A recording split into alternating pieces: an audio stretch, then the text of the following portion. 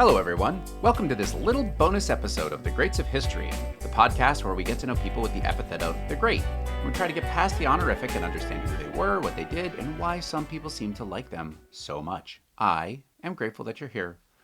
In the first bonus episode, I shared 3 things that I learned about Sargon after I wrote and recorded his episode, the first in this podcast series. This got me wondering, even after a 2-part episode, had I missed anything about our friend Thutmose III? Widely considered to be the greatest warrior of ancient Egypt and possibly that incredible civilization's greatest ever pharaoh? I considered that maybe I should go back and have another look. Mind you, researching, writing, recording, and publishing these podcasts is a lot of work. I want to make sure that I keep the series moving, and just keeping up with each week's scheduled release is a lot. Don't get me wrong, it's a lot of fun too, it's why I do it. But it does weigh on me how much work I need to do each week to keep the trains running on time. And yet, I just couldn't help myself.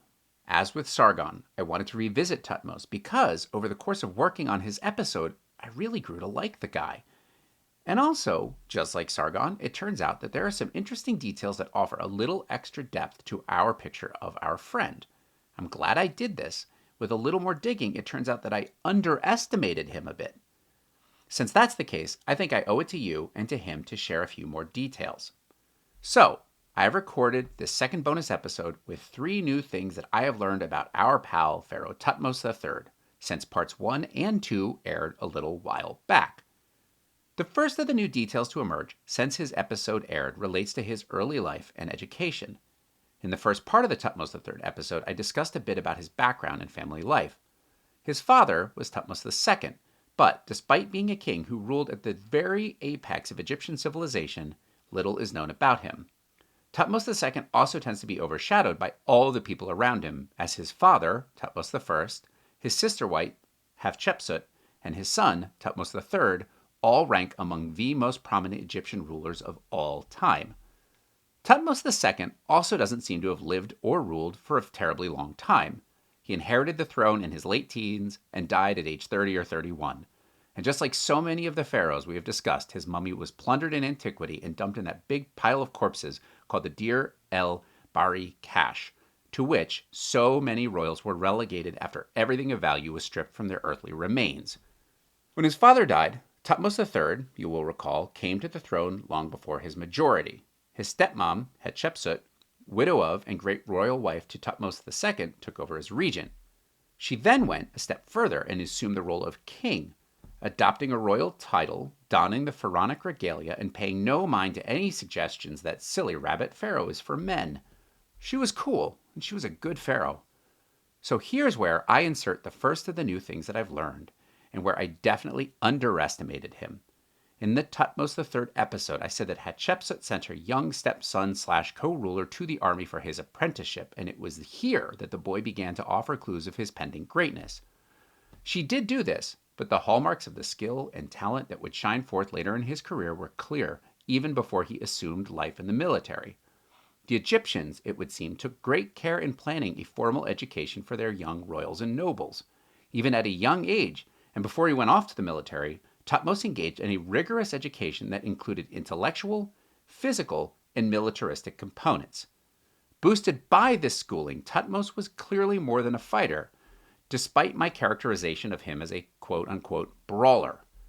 That was a word I used to describe Thutmose. Brawler, a guy who was singularly good at military life. He was a great general, Egypt's greatest warrior pharaoh, but he was more than that. He was cultured, refined, and well-rounded. His episode focused largely on his martial greatness. Since his episode, I've come to understand the depths of his intellectual gifts. Over his life and rule, he would demonstrate a diversity of thought about a wide range of interests. He was cultured and appreciated the arts. He is a big patron of music and, apparently, demonstrated great respect for cultural norms and values from other people. The seeds of these diverse interests were planted in his youthful schooling, a key piece in the puzzle of his life about which I have come to have a better understanding. Thutmose, sitting in class, focused on his lessons, fueling his prodigious young mind. This was new information for me, and I am so happy to share it as one of the new facts in this bonus episode. Of course, it was also under this youthful education that he was introduced to military strategy and tactics. Before he left for any encampment, he had been taught military theory.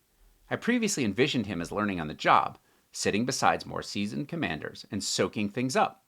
This he undoubtedly did, but he didn't show up raw or ignorant. A carefully laid foundation had been established. His internship, so to speak, wasn't all learn on the job. I underestimated how much preparation he had put in before stepping into the command tent. But his pre-military career didn't end there. He was also put through a grueling physical education. It might be easy to imagine people treating the young co-ruler of Egypt with kid gloves, not daring to injure the little god king. But Thutmose was taught to ride horses, to hunt lions and hippos, and to master archery. It was this last discipline in which the young king truly excelled. He was not a tall man. Analysis of his mummy reveals him to be approximately 5'3", but he had enormous natural strength. This strength was something of which he would be proud for the rest of his life, claiming that none of his soldiers or subjects could match him in either strength or marksmanship. Thutmose might have marched at the head of his army, but he did so with great intellect and diplomatic acumen. He was much more well-rounded than I originally thought, and the origins of these skills came from his pre-army education.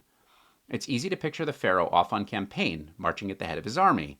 It's a little amusing, to me at least, to imagine him as an adolescent, bored in school, dreaming of all the big adventures that awaited him.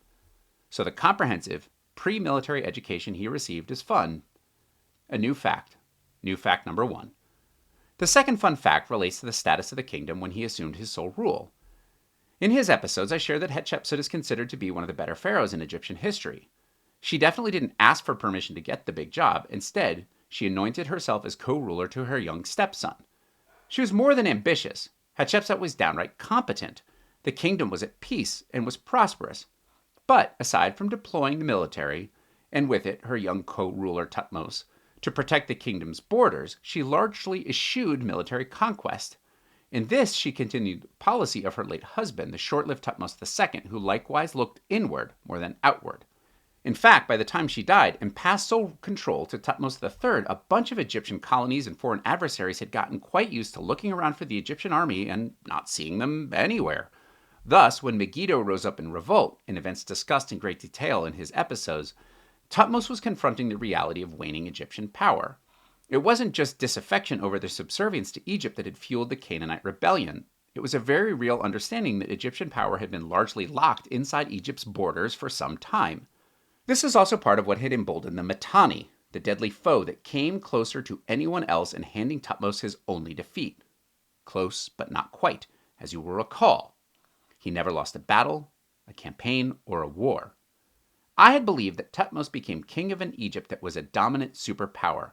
Certainly, the potential was there, and clearly its military was formidable, but Thutmose had some work to do in organization and in revitalizing the Egyptian military. To me, this makes what he ended up doing in his career even more impressive. He started from a weaker point than I had supposed. The final of the fun new things that I've learned since I posted his episode was a bit more about the Battle of Megiddo and its aftermath. You may recall that it's Megiddo from which we have a detailed account of the campaign and its decisive battle, not to mention the city that eventually gave its name to the end of time's apocalyptic Battle of Armageddon. Megiddo was the battle that launched the king's career and set him on the path to his epithet of the Great. Everything was recorded: the movement of the king, the discussions with his commanders, and debates over strategy, the engagement of his army, how they secured victory. This is the earliest battle in human history for which we have such details. It's for this reason that Megiddo is called the first battle in history. It's how we get such an up-close and personal look at the young pharaoh in his first major campaign as sole ruler. I shared that Thutmose inscribed all these meticulous details in his engravings, etching his stunning victory into stone for posterity. But I didn't stop to wonder, how did all those details manage to be preserved in the first place? As it turns out, writing down all the details wasn't exactly Thutmose's idea. One of his chief advisors was a general, scribe, and personal secretary to the king named Tejenene. Tejenene was beside Thutmose throughout the campaign, and at every step he kept a journal. All the details, his observations, everything, he recorded it on a leather scroll with a flair for detail and an eye for nuance. After the campaign, Tejenene deposited the scroll in the temple of Amun in the holy city of Thebes. Thutmose himself visited the temple and admired the work of his retainer. He decided to record its contents for posterity through the stone-carved inscriptions that survive to this day. Thanks to the diligent note-taking of an otherwise obscure secretary, we have the detailed account that shines so much light on the innovative and strategic thinking of the king. Always leave a note. So that's number 2. While we're on Megiddo, I've learned more about the events that followed the battle. The defeated Canaanites fled behind the city walls, and the campaign was only completed after a siege. The siege of Megiddo by Thutmose was no foregone conclusion. It was protracted, having been drawn out for 7 or 8 months. Any siege in the ancient world was one disease or one failed resupply away from ending in disaster. Thutmose kept things organized, successfully concluded the siege, and ended his campaign in total victory. But the siege itself would have been unnecessary had his armies followed up their battlefield victory by immediately pursuing the enemy while they were in a disorganized retreat. But his men, thrilled with their win and exhausted from the hard fighting, broke off their pursuit to plunder the corpses of the vanquished foes. This let the Canaanites make it behind Megiddo's walls and led to the protracted siege. But following the siege, Thutmose took an interesting step. Demonstrating why he would gain a reputation for valuing human life, Thutmose did not kill, liquidate, execute, whatever, the nobility of the city. Rather, he gathered up the children of the Megiddo nobility and sent them back to Egypt to be raised at court and in the manner and style of Egyptian nobility. This is an action that he would repeat throughout the rest of his reign. General clemency for his adversaries, but co-opting the next generation to raise them as Egyptians. By bringing the children of an adversary's nobility back to Egypt, he incentivized good behavior from his vanquished foes. Act up, and you put your children's lives at risk. And by raising these kids in the manner and custom of the Egyptians, he was shifting cultural values toward his own kingdom, even in the kids of his enemies. So there you go. There are a few new things that I have learned about Thutmose III since I first published his episode. Let's keep learning together. If you are just tuning into this series and you haven't had a chance yet, be sure to go back and listen to the episode about Thutmose III and any that you might have missed either before or after it aired.